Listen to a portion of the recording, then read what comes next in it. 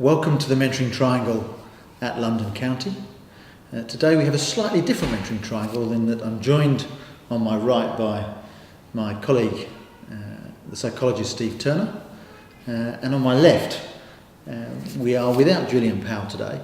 So we've invited the former England cricket captain Michael Vaughan to join us because the topic that we're going to be discussing today is Jonathan Trott and his interview that was shown on Sky Sports.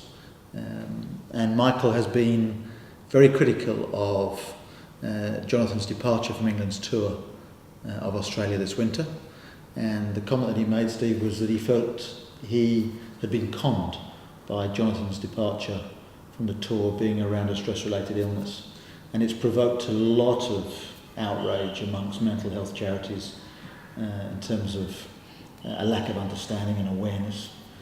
So what I'd like to do is really just open up some conversation with you around particular challenges of mental health in senior leadership roles as well as elite sport, and also get a sense from you how you feel about Michael's comments. Well, there are so many aspects to this. I think the first thing is that it highlights a lack of understanding about what mental illness might be, what mental health might be, what well-being is. So you and I would both hopefully aspire to having mental well-being, and maybe we could phrase Jonathan Trott's issues over the summer as being one of a lack of mental well-being, but not a mental illness. So is Michael Vaughan addressing a story that's owned by the press or by people spinning it that way, as though somehow it's a stress-related illness or condition that he's got, which he clearly doesn't?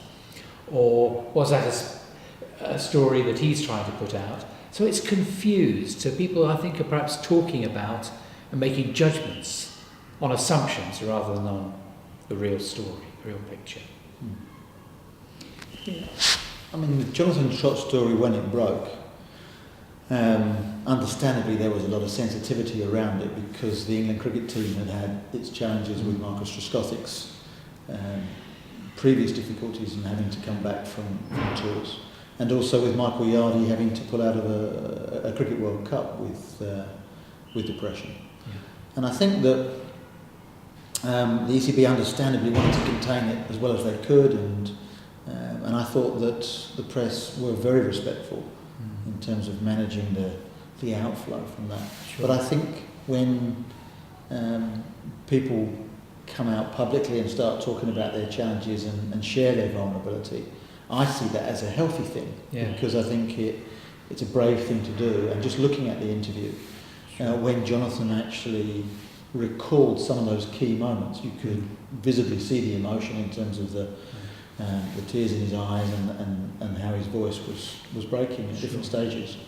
But I just wonder whether the number of ex-cricketers who have been on very demanding tours recognise symptoms which were to do with mental fatigue and the stress associated with having to continue to face up to some challenges which you're really struggling with. Yeah.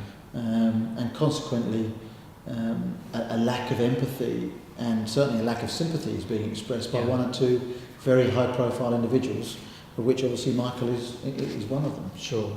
I think criticism of Vaughan's criticism of Trott is appropriate if Vaughan's really thinking that Jonathan Trott has depression, and that's part of the outcry.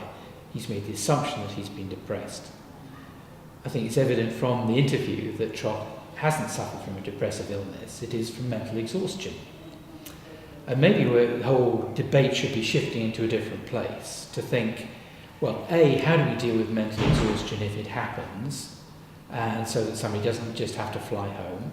Much more importantly is how do we work with individuals, and he's very individual, to understand their needs, their habits, the way they think, so that we can make sure that exhaustion doesn't happen. So it's a shame it's taken this direction, whereas really his conversation is a fascinating insight into someone who is very important to the team, who's hoping to come back into the team quite quickly, when the conditions are not really understood that generated that exhaustion, conditions which might still be present when he tries to rejoin it. whereas we should be learning from this. And I don't know that we are. Well, I don't know Jonathan very well, but I know his family, and his brother actually played for me for a number of years in Cape Town. And I think he's been a wonderful contributor to the England cricket team, in that I love his understatedness. We've not heard too many public pronouncements about him. He's just gone about his business of scoring runs. And the number 3 position is such a pivotal position in the cricket team, and he has filled that as well as anybody since David Gower did it so well. And I really hope that he's able to, first of all, recover his own health, because that's the number one thing. He's a man with a young family. But also that he's able to resume his career. I think it'd be a wonderful thing for other people to realise that with the right interventions and with the acknowledgement of some of the difficulties that someone has, that one can come out the other side of some of these difficulties and be even wiser about how to manage oneself, not only internally, but also with the public challenge of people knowing that you've experienced a difficult time. So it'll be fascinating to see how the story unfolds. But as a psychologist, you're obviously dealing with lots of people in senior leadership positions. I suppose one of the difficulties is the management of the information flow, in that lots of this stuff is very personal.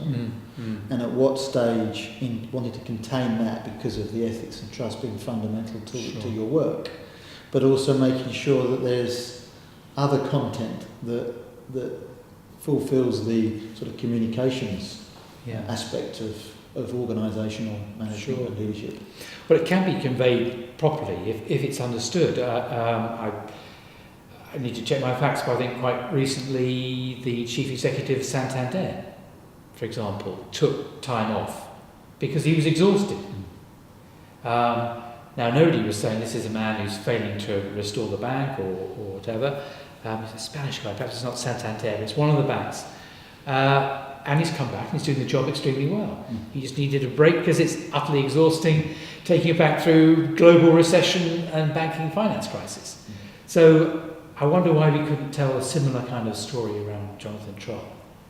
But intense pressures, contextually driven, team in crisis, certainly in meltdown, an accumulation of things happening to him, which means that he needed that break. We don't have to describe it as depression. We use that as a shorthand because of Marcus Trescothick and Michael Yardy, but that wasn't the case. How can we talk about it in a more grown-up kind of way, which actually provides a model to other people to talk about their exhaustion? We have other words which aren't very helpful, like mental breakdown, whatever that is. Actually, it's a kind of exhaustion. And there's an opportunity here for actually leadership. Not leadership you're doing in industry or business so much, but within a profession, to talk about the stresses and strains he's experienced aren't unique. Their particular form they take is unique to him, but it's experienced by everybody. And how can we create individual support and an environment within a team so that people are better protected from some of those stresses and strains? And it's talked about openly as a fact of life. Well, I think that's got to be a good thing, and I think the fact that there are such events in the calendar as Mental Health Awareness Week, and there's been some high-profile examples, such as Marcus with his book and some of the interviews he's done, which I think have really inspired other people to acknowledge some of the difficulties that they've been having, because anyone who has to suffer in silence, and there are so many instances of people sadly taking their lives. But I think that the ability for people to share around the whole sort of theme of let's talk, it's about creating that space where people feel able to share their vulnerabilities. And I think that's one thing that I've seen you do really well in terms of your work, which is create that sort of emotional safety where people feel able to talk in a way which actually surprises them in terms of what they reveal. Well, it's interesting that some of the people I work with in business, of course, the higher up they go, the lonelier it is. They don't have a peer group in the same way. particularly, say, chief executives or permanent secretaries or directors general. They're pretty much on their own and they're in the spotlight. It's a double whammy. Greater pressures and no support network. So they use people like me to talk about some of those things. So, for example, I can remember seeing a very, very important person closing the door, and the first thing they do is burst into tears. Well, they can't do that in a public space, but they need an opportunity for some of that pressure cooker intensity to come out in some way. And you'd hope within a team, within a cricket team, there's a chance for the Jonathan Trotts of this world to do the same thing safely. And let's hope they're providing in future that kind of a backup if it hasn't happened in the past. Well, I really hope that some of the comments that he was making on the interview in terms of wanting to play at the start of the season for Warwickshire against Oxford University, hoping to be in contention to be selected for the first Test match for England this summer. I hope that he is in really good, balanced state emotionally, and obviously that his game is in good working order as well. But I think the most important thing for me is that the message has to be that it's okay to have problems, and that acknowledging your vulnerability has to be a really good thing. And I think slowly but surely sport is getting better at that. Yeah, and wouldn't that be nice for Jonathan Trott to be able to work with young cricketers to say, you will have some of those problems, and there are ways in which you can prevent them occurring or happening, coping with them better when they do. He could be a fantastic role model for young sports people.